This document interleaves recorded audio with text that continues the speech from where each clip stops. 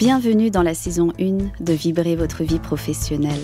Je suis Sandrine Prosen, fondatrice de Prosen & Co. Et je suis heureuse de vous faire découvrir un podcast qui veut impacter positivement les femmes et les hommes dans leur carrière.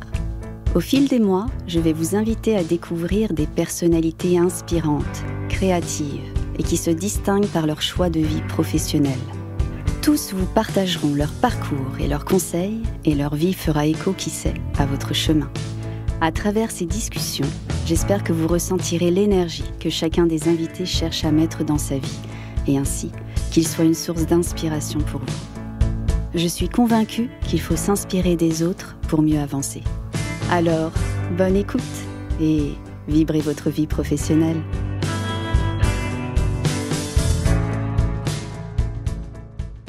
Bonjour Thierry. Bonjour Sandrine. Je suis ravie de t'accueillir aujourd'hui dans ce podcast Vibrer votre vie professionnelle. C'est un plaisir. Merci. Ravie que tu sois là. Tu sais un peu le contexte, et je mets en lumière une personne pour qu'elle puisse parler de sa carrière professionnelle. Et c'est pour ça que tu es là aujourd'hui. On s'est rencontrés il y a quelques années. Et ton parcours, ton métier m'a intéressée, interpellée. Parce que je le connaissais un peu de loin comme ça, mais j'avais jamais vraiment eu le plaisir, en tout cas, de rencontrer une personne qui excelle dans ce métier-là. Merci. Tu as plusieurs talents et de compétences pour ce métier. Donc avant que je te présente à tous les auditeurs, je vais en parler. J'ai noté négociateur d'influence. J'ai noté facilitateur, mentor, mentorat politique de dirigeants d'entreprise et dirigeants. J'ai noté chroniqueur, j'ai noté enseignant, j'ai noté conférencier, auteur aussi. 3 livres, je crois, à ton actif. Donc beaucoup de compétences et de choses que tu as faites dans ton parcours.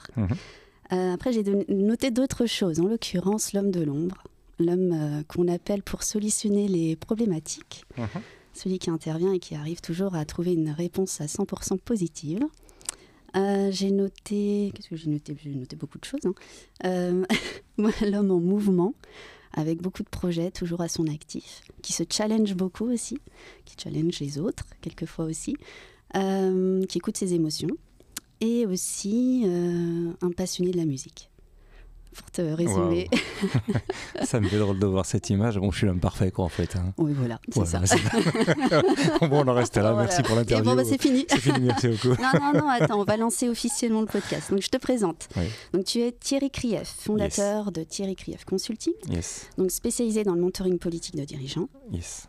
Fondateur de Nego & Co, qui est spécialisé dans toutes les formes de négociation que peuvent entreprendre les cadres dirigeants. Oui.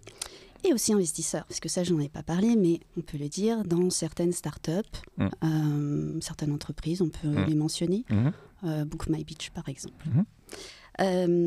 J'avais vraiment envie que tu partages ton parcours passionnant de négociateur, tout ton parcours, en fait, ce qui t'a amené à choisir ce métier, à être l'homme que tu es. Et je voulais justement que tu puisses impacter tous les auditeurs par ton parcours et leur donner envie soit de faire ce métier, soit de faire autre chose, de rebondir, d'avoir vraiment une autre peut-être vocation à leur actif ou de mieux performer en entreprise. Voilà. Alors, qui es-tu ? C'est la question. Oui. Elle est assez Comment ouverte. es-tu arrivé aujourd'hui à faire ce métier ? Je pense que c'est une passion pour les sciences humaines et les sciences du comportement. En fait, très jeune, je me suis intéressé à l'influence des individus, comment on pouvait influencer des décisions. Donc j'ai beaucoup lu sur la psychologie des comportements, sur la sociologie des organisations, sur l'analyse transactionnelle, sur la programmation neurolinguistique, etc. Et en fait, je me suis rendu compte que un homme et une femme étaient un individu dans un environnement, et cet environnement était mouvant. Et en fait, j'ai fini par penser que quelque part, tout le monde pouvait être influencé. Et progressivement, un peu malgré moi, j'en ai fait un métier. Alors l'influence est un terme très négatif dans le langage français, il ne l'est absolument pas dans le langage anglo-saxon. L'influence, c'est juste qu'est-ce qu'on va dire à la personne pour finalement l'amener à considérer que ce qui est bien pour elle est bien pour nous aussi. Donc c'est ça, donc finalement la personne y gagne à la fin, simplement elle n'avait pas vu le problème avec le prisme qu'elle avait initialement, et finalement elle est contente et je suis content. Voilà mon métier. C'est une passion, mais j'ai fait ça en parallèle de mes études, parce que je suis financier à la base, après j'ai fait un MBA, après j'ai fait les études de droit, donc j'ai des études très très très cartésiennes, très très business, entreprise, etc., ce qui me permet d'avoir aussi une très bonne connaissance de tous les problèmes des entreprises. Mais le petit plus qui fait que je réussis mes missions, c'est ce côté compréhension des individus et compréhension du mode de fonctionnement des individus. Donc tu as un parcours quand même assez riche, tu as changé, donc tu étais en entreprise et après tu as lancé donc, ton activité. C'était quoi le moteur finalement de lancer en fait ton activité avec vraiment ton essence pure là, de ce que la négociation d'influence, ok certes au sens large, mais... Le moteur déjà c'était un besoin de m'occuper de mes propres enfants, passer du temps avec mes enfants et d'avoir un véritable équilibre entre une vie privée et une vie professionnelle. Alors maintenant ça paraît banal de le dire, mais je parle de choses qui se sont réalisées il y a 20 ans. 20 ans, on n'était pas du tout sur ces schémas de réflexion. Le moteur, c'est aussi que j'avais besoin d'apporter quelque chose aux gens, dans le sens, je suis aujourd'hui un solutionneur. C'est-à-dire mon négociateur, la négociation, c'est un outil. Mon métier, c'est solutionneur. C'est-à-dire j'ai une capacité à comprendre là où il y a des problèmes et à mettre en place des solutions qui respectent les individus. Donc, plutôt que d'amener les individus sur des conflits, sur des procès, moi j'amène les individus sur les solutions par le dialogue. Et j'avais vraiment envie d'en faire mon métier. Je ne vais pas rentrer dans la construction de mon métier, mais ça s'est fait un peu par hasard. Et à force qu'on me dise que j'avais ce talent, j'ai dit finalement, pourquoi pas. Et aujourd'hui, ça devient les entreprises, quoi. Waouh. Oh, non. Mais non, mais c'est vrai. Ouais, Attends, beaucoup de personnes ne franchissent pas forcément le cap parce que voilà, on veut créer sa structure parce que voilà, on veut un peu plus d'indépendance, s'occuper un peu plus de sa famille, avoir une relation plus équilibrée, on va dire, entre le professionnel et voilà, sa vie privée. D'autres restent en entreprise et n'ont pas forcément quelquefois aussi ce confort-là parce qu'on est dans des timings très serrés, on commence le matin, on finit le soir, on a les réunions, la réunionnite aiguë comme on peut appeler souvent. Et donc ce confort, on ne l'a pas forcément. Et toi en plus, tu as franchi le cap d'aller vers une de tes passions, en tout cas un talent que tu as identifié, tu vois. C'est quand même... Ouais, on peut résumer ça comme ça. Fondamentalement, les choses ne sont pas aussi fluides. Il y a des rencontres, il y a des essais, il y a des erreurs, il y a des progrès, il y a des réussites, il y a des échecs. Et puis doucement, il y a une construction. Je pense qu'il m'a bien fallu 7 ans pour mettre en place un projet de vie qui me corresponde tant en termes de développement professionnel. Un jour, j'ai un client qui m'a dit que j'ai une proposition de valeur qui n'existe nulle part dans ma capacité à solutionner. Et en fait, je suis un peu comme Monsieur Jourdain qui fait de la prose, quoi. Pour moi, ça devenait naturel. Donc ça a mis du temps. Voilà. Alors, mais merci pour le compliment. C'est vrai, il faut mettre les mots là où il faut les mettre, c'est comme ça. Donc tu as fait énormément de formations, comme tu as dit, tu t'es intéressé à beaucoup de choses comme l'analyse transactionnelle. Qu'est-ce qui aujourd'hui te... Donc tu as parlé de j'avais envie de me sentir utile et d'aider les autres quelque part. Ouais, j'aime pas le terme de me sentir utile. En fait, j'avais envie de... En fait, malheureusement, il y a beaucoup trop de conflits. Le réflexe traditionnel, c'est les procès, c'est les bagarres. Et en fait, je pense avoir ce savoir-faire. Certains appellent ça un talent, moi je vais appeler ça un savoir-faire, qui consiste à identifier les nœuds, à comprendre que le problème, en fait, il est là. Et souvent, c'est des problèmes de non-écoute et de non-compréhension des individus qu'on a en face. Donc, oui. D'accord. Est-ce que tu penses que finalement, le fait d'identifier, par exemple, les nœuds, comme tu dis, faut avoir une certaine capacité particulière, personnelle pour ça. Est-ce que tout le monde peut le faire ? Question qui sort du... Non, j'entends la question. En fait, ça serait y répondre, ça serait avoir mon propre miroir pour me dire regarde comme je suis beau. Je sais pas. Je ne me pose pas la question, je ne sais pas. Je vois mes collaborateurs me disent Thierry, tu as un talent et même si tu me transfères ton savoir-faire, je ne pourrais pas le faire, mais ça, je ne peux pas moi en parler. Je pense que c'est de l'écoute, je pense que c'est... Est-ce qu'il y a une forme d'intuition aussi qui rentre dans... Oui, mais elle se construit avec l'expérience. Bien sûr qu'il y a l'intuition, mais en fait, je suis tellement méthodologique dans ma démarche d'analyse, même si je travaille sur les sciences humaines. En fait, l'intuition, elle se fait quand j'arrive à dire, voilà, il y a 2 options, il y a 3 options. Et même en fait, quand je propose des options, je dis, voilà, cette option a tel avantage, tel risque, tel avantage, tel risque. Après, quand il faut trancher, c'est des choix de gouvernants. Moi, mon métier, c'est pas de trancher pour mes clients. Mon métier, c'est de donner à mes clients, en fait, toutes les options avec tous les risques. Et dire, voilà, maintenant, vous prenez la décision en connaissance de cause.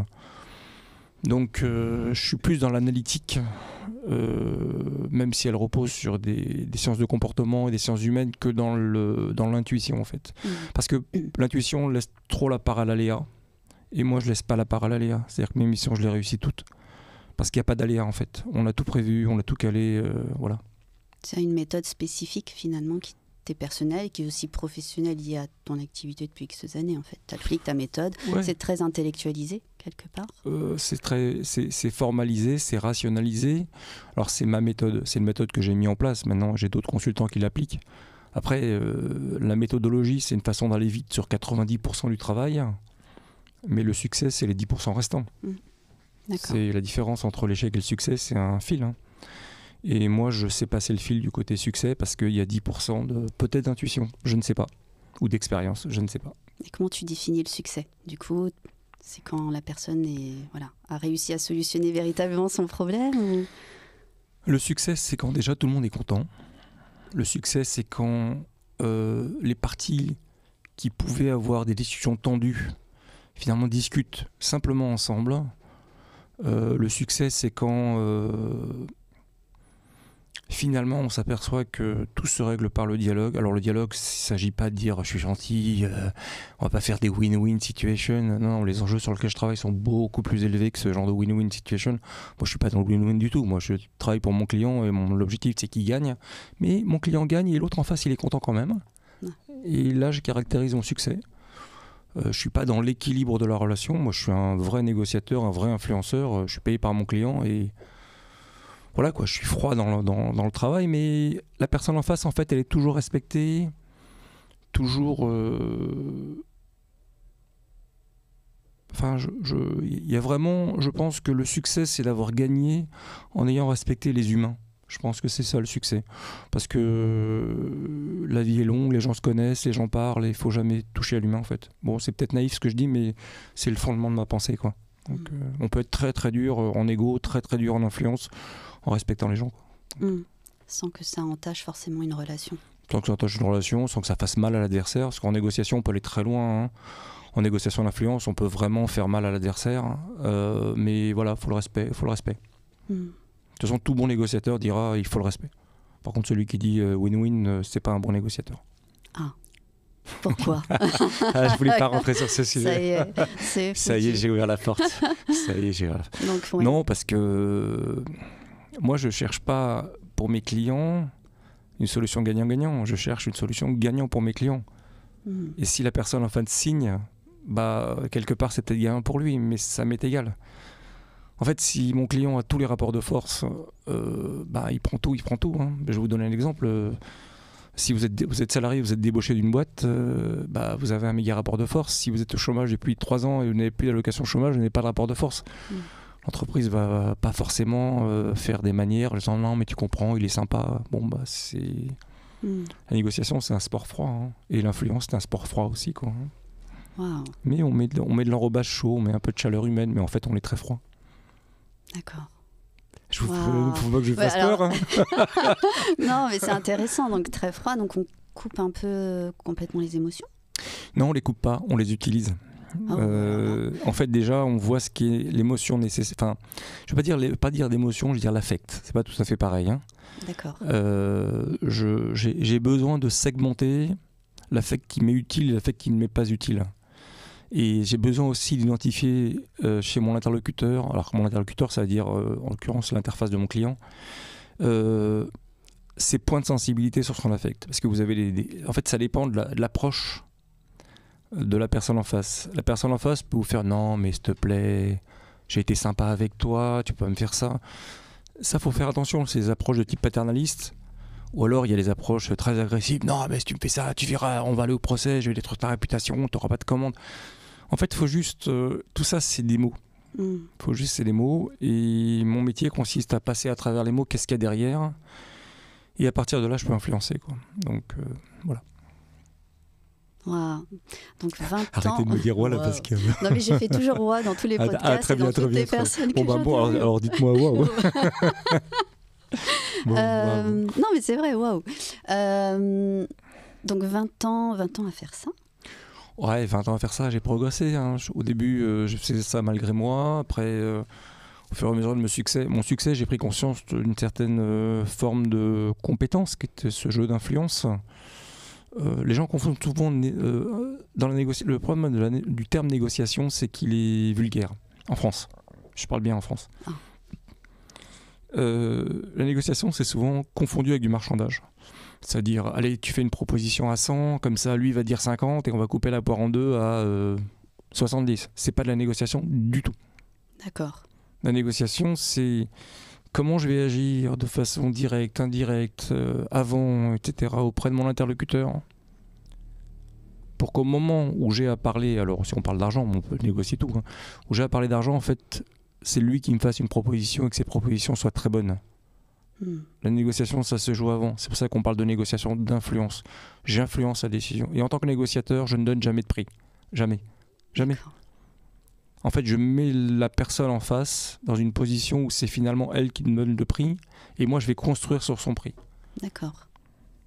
Donc, tu attends vraiment le dernier moment, tu attends que la personne... En fait, j'attends pas. En fait, je la pousse à donner un prix. Pourquoi ? En fait, le raisonnement, il est relativement... je dirais, de bon sens, même s'il n'est pas évident au premier abord, c'est que si je donne un prix, si je suis trop bas, je ne suis pas crédible. Si je suis trop haut, je ne fais pas le deal. Je donne un exemple, j'ai une maison à vendre, je veux un montant de 100 par exemple. Peut-être que la personne en face, en fait, elle en peut plus de cette maison, quoi. Et peut-être qu'elle a 500. Ouais. Et si je l'amène à donner son prix, peut-être qu'il va me dire, allez, 300. Lui, il va avoir l'impression de faire une bonne affaire parce qu'il avait 500. Mais moi, je voulais la vendre à 100. Mais lui, il m'a dit 300. Donc finalement, je fais une bonne affaire, je suis content, il est content. D'accord, il y a un juste milieu. Alors que si je dis 100, lui, il va se dire, il y a peut-être des problèmes dans cette maison. Et finalement, il ne va pas l'acheter. Voilà, c'est des mécanismes simples comme ça. D'accord. Très intéressant. Comment... ça fait quand même 20 ans que tu fais ce métier. 20 ans, donc c'est un cabinet de conseil. Tu t'es entouré aussi. Je pense que tu ne fais pas tout seul. Ah non, pas du tout. Comment, justement, tu t'entoures ? C'est un sujet. Ah Tu choisis... Alors, il y a les projets, il y a les personnes. Tu fais appel à justement tout ton intellect, parce que tu es quand même un intellectuel, on peut le dire. Un cérébral, plutôt. Cérébral. Est-ce que finalement, tu restes toujours très pragmatique sur tes choix, ou tu fais quand même appel à un peu d'affect, dans le sens où quand tu rencontres une personne et que tu as envie de travailler avec elle sur un projet, tu te dis, bon, tiens, il n'y a pas que ses compétences techniques qui vont aller, il y a aussi le reste. Voilà. Comment tu... Alors, si tu fais référence à ce que j'ai dit tout à l'heure, je parlais du processus de négociation. Hein. Je sais. Après, dans les personnes desquelles je m'entoure, moi j'ai un vrai souci, c'est que mon intuition est toujours mauvaise. Ah. Donc en général, je ne vais pas dire que je prends les personnes avec lesquelles j'ai pas envie de travailler, mais en fait toutes les personnes qui sont restées 10 ans, 12 ans avec moi, c'est les personnes au début où je me suis dit, pas du tout.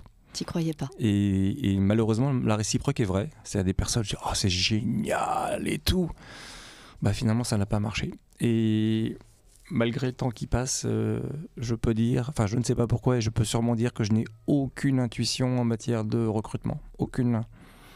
Donc, ce que je fais, c'est que je fais confiance à la personne, il me dit qu'elle a envie, je lui laisse sa chance. Ça, il y a certains films qui disaient qu'il faut laisser sa chance au produit. C'est vrai. Je laisse sa chance et finalement, il y en a qui réussissent, ils ne lui attendent pas, il y en a qui échouent, il y en a, après, c'est pas grave. Hein. C'est pas grave, on construit les gens, on construit les relations. En fait, je fais confiance tout de suite. En fait, tu regardes les résultats. En fait, je ne regarde que ce que la personne a fait indépendamment de la personne. Ça, c'est intéressant. Et moi, je ne suis pas du tout... Mais comme tu es en mouvement, tu regardes aussi si la personne se met en mouvement, je pense. En fait, ce qui m'intéresse, moi, c'est les gens qui font, c'est pas les gens qui parlent.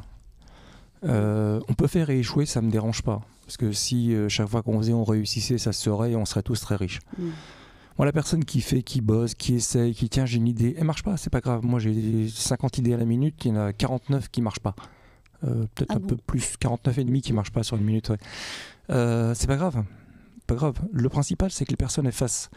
Et puis dans tout ce qu'on fait, il y a des choses qui marchent. Voilà. Et le principal il est là. Et le principal à la fin de l'année, quand on fait les comptes, on dit ça a marché, ça a marché. Bon, le reste ça n'a pas marché, c'est pas très grave quoi. C'est-à-dire, je n'ai pas la notion d'échec, j'ai pas la notion de réussite, j'ai la notion de il faut qu'on avance et puis on voit ce qui se passe quoi. Constructeur, un peu bâtisseur et je dirais flexible parce que tu laisses finalement les personnes faire, tu regardes si elles font. Et puis surtout, tu regardes, ce qui a marché, ce qui n'a pas marché, et tu restes quand même flexible. Ouais, je sais pas si le terme flexible est juste. Je fais confiance tout de suite. D'accord. Je donne du temps à la personne. Si ça ne va pas, je la mentore. Et après, vient le chemin. Soit elle a réussi, et puis, elle a réussi... elle est dans la dynamique du mouvement qu'on a mis en place chez nous. Soit elle n'a pas réussi parce qu'elle n'est pas dans la dynamique du mouvement qu'on a mis en place chez nous. Il vaut mieux s'arrêter. C'est pas la peine de perdre du temps ni pour la personne ni pour moi.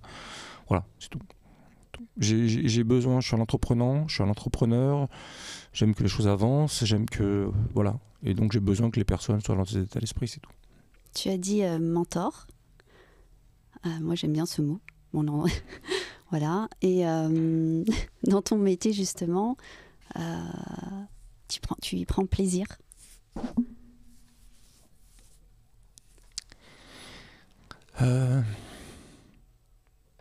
Le plaisir dans mon métier, c'est quand mon client est content. Le mentoring est un moyen pour moi. Puis les clients qui m'appellent sont dans des situations difficiles, ils ont les contrats difficiles qu'ils n'arrivent pas à signer, ils ont les situations difficiles. Situation aussi politique en interne. Politique en interne, parce que très haut niveau des organisations, c'est que la politique. Toutes les personnes sont intelligentes, toutes, quel que soit leur niveau d'études. Et en fait, on s'aperçoit que à haut niveau, l'entreprise n'est qu'un jeu politique. Parce que les gens sont intelligents, les gens sont compétents. C'est rare de se séparer à haut niveau d'une personne parce qu'elle n'est pas compétente. C'est très rare. Mais tu prends plaisir. C'est plus que du plaisir, c'est de la jouissance. Le mentoring ou la négociation politique, c'est un jeu d'influence, c'est de l'analyse des comportements, c'est de l'analyse des environnements. C'est comment jouer à plusieurs bandes pour atteindre l'objectif de mon client. C'est un client qui est content. Je transforme une situation de tension en une situation de... Alors je ne vais pas dire de sérénité, mais en autoroute. D'un coup, j'ouvre des perspectives, j'ouvre des voies et c'est facile. Tu ouvres le chemin. Ouais, j'ouvre des chemins. Je clarifie, bien sûr. Et des fois, c'est des questions de posture. Des fois, je fais changer la posture de mon client ou je fais le wording également. Je suis très, très, très minutieux sur l'usage des mots. C'est important, ça. Oui, parce que l'influence se fait par la parole, elle se fait pas par l'écrit. La parole a un sous-jacent culturel, c'est-à-dire que l'usage des mots en culture francophone, en culture anglo-saxonne, et je vais même aller plus loin dans les environnements. Alors je fais pas de politique, selon comment je pourrais dire ça sans faire de politique. Bref, la culture religieuse a un impact, la relation à l'argent a un impact dans les négociations. Tout ça, ça joue. Si je m'adresse à une femme ou je m'adresse à un homme, je m'adresse à un jeune, je m'adresse à un plus senior, je m'adresse à un Français, je m'adresse à un Hollandais, je m'adresse à quelqu'un qui travaille dans une start-up, genre à quelqu'un qui travaille dans une grande entreprise, les mots n'ont pas le même sens. Les mots n'ont pas le même sens. Et dès lors que les mots n'ont pas le même sens, dans le wording, en fait, on pourrait dire le chat est bleu. Ok. Mais en fait, personne ne va comprendre la même chose parce que chacun va projeter des choses sur le chat et bleu. Voilà. Et mon métier, c'est d'analyser en fait qui j'ai en face. Et c'est pour ça que je réussis mes mentoring ou mes négociations en général. C'est que j'analyse la personne que j'ai en face et en fait, je lui dis le chat est bleu dans ses mots. D'accord. Et donc, elle comprend le chat est bleu. Sinon, il y a du parasite dans le message. Ça n'arrive pas, le chat est bleu. D'accord. Voilà. J'ai pas eu waouh. Non, c'était très intéressant. Attends, j'apprends, je me cultive là. J'ai une question. Alors, on sort un peu du lot. Donc, 20 ans d'existence, 20 ans donc, de ton métier, de ce que tu es, de l'homme que tu es. Tu es chef d'entreprise, il faut dire ce qui est. 3 conseils que tu... qui sont... Alors, pas 3 conseils, mais 3... comment dirais-je choses déterminantes dans la vie quotidienne d'un chef d'entreprise. Dans la vie quotidienne Pour réussir. Oui, j'entends, je me permets de réfléchir. Alors, je vais commencer par quelque chose qui est peut-être un peu déroutant, mais je dirais la trésorerie. Oui. Parce que la trésorerie, c'est comme l'essence dans une voiture. On a beau avoir une super voiture, s'il n'y a pas d'essence, elle n'avance pas. Je pense que l'obsession de la trésorerie est un sujet déterminant pour le chef d'entreprise au quotidien. C'est ce qui permet d'investir, c'est ce qui permet de payer les collaborateurs, c'est ce qui permet de profiter de la vie, et c'est ce qui valorise aussi la qualité du travail. Ensuite, je dirais la recherche permanente de l'innovation. Il faut tout le temps essayer de proposer des nouvelles choses aux clients, une nouvelle façon de voir, une nouvelle démarche, une nouvelle approche. Des fois, on peut se planter, mais in fine, on arrive à faire des trucs. Troisièmement, je dirais la chance. Ah oui. Je crois qu'il y a des choses qui ne dépendent pas de nous et je pense qu'il n'y a pas de réussite sans facteur chance. Il y a des aléas qui sont plus forts que nous. Je ne rentrerai pas dans le sujet. Tu ouvres une brèche là. Voilà, ça y est. Te connaissant un petit peu. Non, il y a des choses qui ne dépendent. Ouais, je dis toujours, il y a des choses qui sont destinées, qui sont là, voilà. Alors oui, il y a peut-être un facteur chance. Le facteur chance, c'est la rencontre qu'on a parlé tout à l'heure. Ouais, c'est plus qu'un facteur, je pense. Je pense que c'est la poste en général. Ah oui, d'accord. Donc la trésorerie. Je pense que c'est le point de départ. Tu as dit l'innovation. Et la chance. Et la chance. Innovation, créativité. Il faut être créatif. En fait,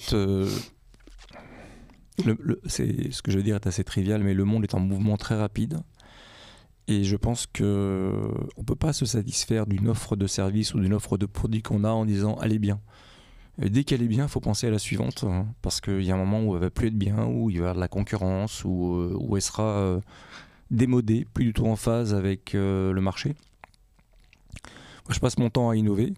Alors, j'ai peut-être trop d'innovation par rapport à ma capacité à les mettre en œuvre, mais oui, je pense que l'innovation permanente est un facteur clé de succès dans une entreprise, oui. Alors, moi, je rebondis quand même sur tout ce que tu dis. Chef d'entreprise, donc avec ces 3 capacités, enfin 3 choses déterminantes. Comment tu te protèges aussi au quotidien en tant que chef d'entreprise, dans tous les projets que tu fais, les journées, quelquefois qui peuvent être très énergivores, comment tu te protèges ? En fait, ce sujet de la protection est un sujet clé pour moi parce que, tu l'as compris, en fait, dans mon métier, j'absorbe le stress du client. C'est-à-dire que j'absorbe les problèmes des clients, j'absorbe les angoisses, les doutes. Et moi, je rends en fait quelque chose de propre, de simple, désaffectisé, pas d'émotion, propre. Voilà, tu décides, tu as le choix entre A, B, C. Donc en fait, je suis une sorte de convertisseur de stress en philosophie, quelque part. Wow. Donc j'ai besoin de me protéger. Alors je ne vais pas forcément parler de rituel, même si je sais que ce mot-là t'est familier. Je prends beaucoup de pauses. Certains appellent ça des vacances, moi j'appelle ça des pauses. Parce que j'ai besoin de me ressourcer, j'ai besoin d'être lucide, j'ai tout le temps besoin d'avoir du recul. Je ne peux pas rentrer dans l'émotionnel vis-à-vis de mes clients, parce que par définition, je leur dois des décisions, je leur dois des outils qui permettent, un arbre de décision. Donc je suis obligé de prendre beaucoup de pauses. beaucoup de montagnes, beaucoup de mer. Et puis au quotidien, c'est mon chien avec lequel je suis obligé de le sortir. Donc j'ai 2 heures en forêt tous les jours, quasiment, qui me permet de me ressourcer. Puis voilà. Et puis il y a la protection, mais il y a aussi, je dirais que 50% de mes clients deviennent mes amis, hein, parce que je suis tellement dans leur intimité finalement, in fine. Et j'ai marqué la vie de beaucoup de mes clients parce que je les ai sortis de situations extrêmement difficiles où je leur ai permis de réaliser des projets qu'ils n'imaginaient pas imaginables, réalisables, ou des fois à partir de choses impossibles, finalement non, ça l'était pas. C'était juste une question de prisme, d'approche, de modification de l'environnement. Donc oui, je me protège beaucoup et j'ai une vie de famille, j'espère. J'ai 2 magnifiques enfants, j'ai une super femme, j'ai un chien, voilà tout ça, et ça m'aide parce que je pense que d'ailleurs ça revient à la question du chef d'entreprise tout à l'heure. On peut pas réussir une entreprise si on n'a pas un environnement stable autour. Donc oui, je me protège. Mais après, j'aime ça aussi, je me prends de la problématique du client parce que j'ai un cerveau qui va tout de suite chercher un peu comme un Rubik's Cube, quoi. J'ai plein de couleurs dans tous les sens et mon cerveau il fait tchac tchac tchac tchac tchac tchac. Et tiens, voilà, c'est blanc, vert, rouge, bleu. Tu choisis. Voilà. Donc, voilà. C'est le client qui aura la responsabilité du choix finalement. En fait, oui, je peux donner des recommandations. Je donne des recommandations. Je donne des recommandations. Mais en tout état de cause, c'est le client qui décide. Bah oui. Parce que c'est la vie de mon client. Moi, je peux dire, voilà, d'un point de vue rationnel, mécanique, automatique, le choix le moins risqué, le plus rentable, c'est celui-là. Mais lui, il peut dire oui, mais politiquement, c'est pas celui que je vais prendre. Ah oui. Dont acte. Moi, c'est pas mon sujet après. C'est hyper intéressant. Je découvre, je connaissais un petit peu en t'ayant rencontré, mais voilà, je bois à tes paroles. Elles ne sont pas alcoolisées. Mince. J'ai une question. Tu as parlé de ton chien qui te pousse à finalement te ressourcer, ce que tu as dit à un moment donné. C'est les balades, c'est ça? Oui, c'est les balades, c'est la montagne, puis voilà, c'est une passion pour moi. Les animaux sont une passion, quoi. Donc oui, c'est. Ça a été une vraie découverte pour toi. Ouais, clairement, j'y croyais pas. C'est-à-dire qu'avant d'avoir, mes parents n'avaient pas d'animaux. Avant d'avoir un chien, je lui dis c'est quoi ce truc-là? Je comprends pas, les gens, ils n'ont pas d'autre chose à faire dans la vie et tout. Alors moi, j'ai 2 enfants, je peux pas dire j'ai pris mon chien parce que j'ai pas d'enfant, quoi. Et ça a été magique, quoi. Pour moi, ça a été un autre amour.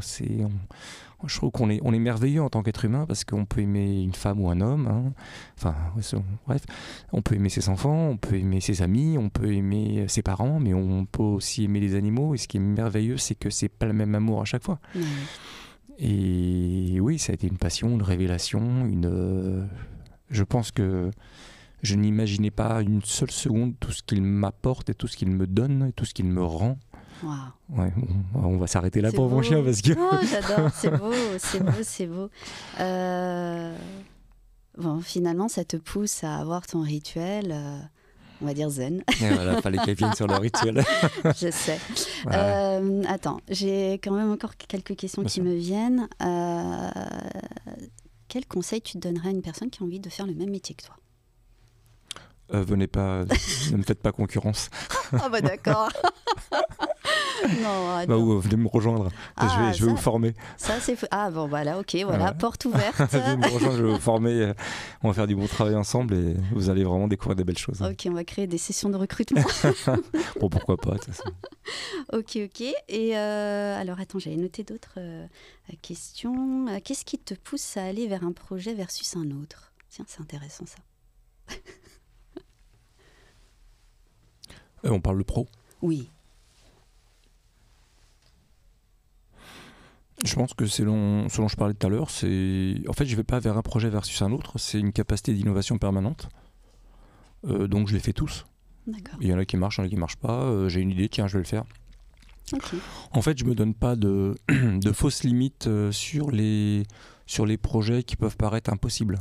C'est-à-dire qu'il n'y a rien d'impossible pour moi, c'est une question de moyens, c'est ok, j'ai envie de faire ça, est-ce que c'est possible, de quoi j'ai besoin? D'accord. J'ai besoin de ça. Et qu'est-ce qui m'en empêche? Rien. Parce qu'en fait, on s'aperçoit que beaucoup de gens ont des barrages. Oui, non, c'est impossible. Ah non, si j'avais. Non, mais il n'y a rien. Il n'y a rien qui empêche quoi que ce soit, quiconque de faire quoi que ce soit. C'est une question de temps. Ok, c'est pas grave, on a du temps. C'est une question d'argent. bah, ça s'emprunte, voilà. Il n'y a rien. Donc ça se construit. Oui, ça se construit, mais surtout, moi j'ai un vrai... une vraie structure philosophique, c'est que, pardon d'être naïf, rien n'est impossible. C'est-à-dire que le visuel de l'impossible est une fausse excuse pour celui qui ne veut pas y aller. C'est juste une question de quoi j'ai besoin et qu'est-ce qui m'en empêche. Et quand on répond à ces deux questions, de quoi j'ai besoin et qu'est-ce qui m'en empêche, en fait on s'aperçoit que tout est possible. Donc... Wow. Bon, il y a beaucoup de pépites dans ce podcast, je tiens à dire. Je note celle-là. Note. Je note. Bon, il y avait deux questions. Dans tous ces projets et dynamiques professionnelles, accordes-tu une part importante à ta vie privée? Tu en as parlé. On a un peu répondu, oui. Voilà. Et tes projets sur 2023 C'est secret. D'accord. Ok, bon, alors, on va passer à la minute vibration pro et zen. Wow. Attention, c'est parti. D'accord. Tu connais le principe, oui? Non. Non? Mais non, c'est des questions qui fusent et tu dois répondre. D'accord. Ah, très bien, ok. D'accord? Tu es prêt? Yes. Alors, si tu devais mettre en avant une de tes qualités pro, aujourd'hui, ici et maintenant, quelle serait-elle? Facilitateur.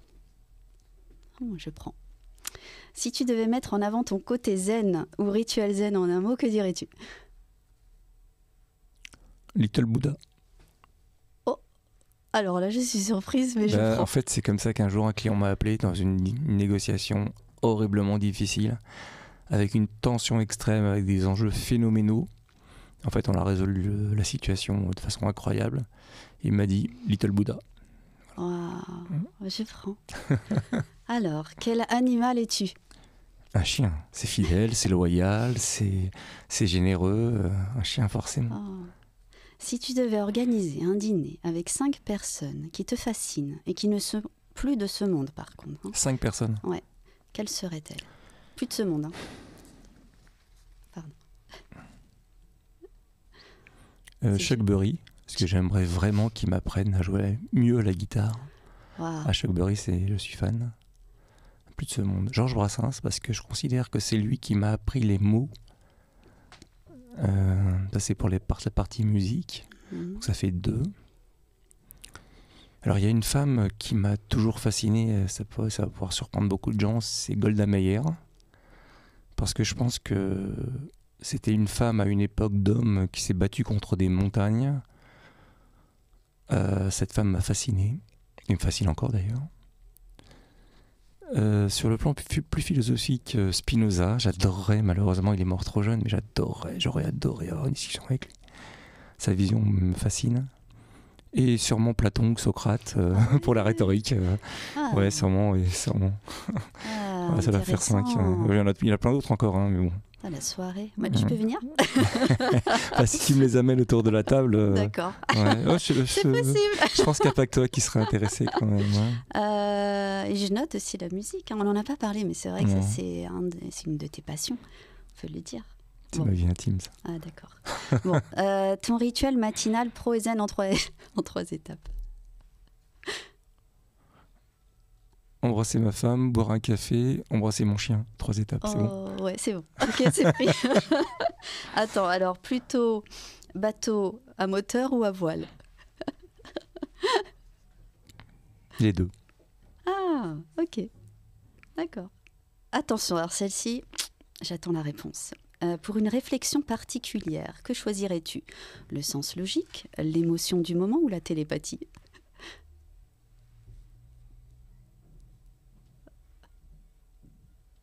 Je viens de te répondre. D'accord. Bon, c'était la télépathie. Je te laisse interpréter.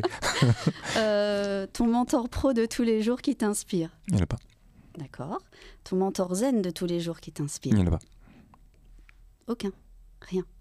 En fait, c'est assez surprenant, mais les personnes pour lesquelles j'ai un profond respect, c'est les musiciens et les sportifs de haut niveau. Ils peuvent être pro et zen, non? Oui, non, je sais, mais il n'y en a pas en particulier. C'est-à-dire, j'aime tous les sportifs de haut niveau, j'aime tous les musiciens. Mais quand je dis musicien, c'est... Bon, moi je suis musicien, mais c'est pas un gratteur de guitare, quoi. C'est vraiment les musiciens, etc. Parce que je considère que le niveau d'humilité, d'exigence, de créativité, d'innovation est le plus élevé qui soit, quoi.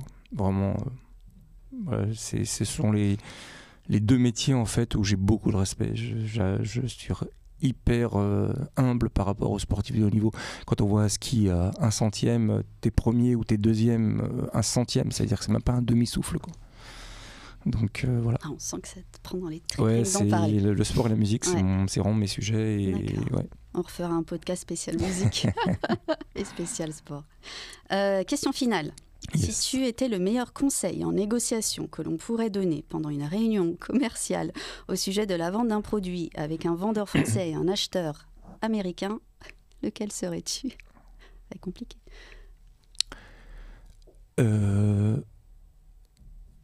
Comprends l'autre avant de parler. Ok, on prend. Rien d'autre à ajouter ? C'est beaucoup déjà. Ah d'accord, ok. Merci Thierry pour ton partage et voilà, c'était un plaisir. Partagez.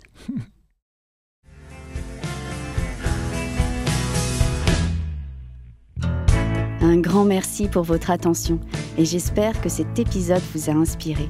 Pour en savoir plus sur mes accompagnements, rendez-vous sur mon site internet prozenenco.com et contactez-moi sur mes réseaux. À bientôt.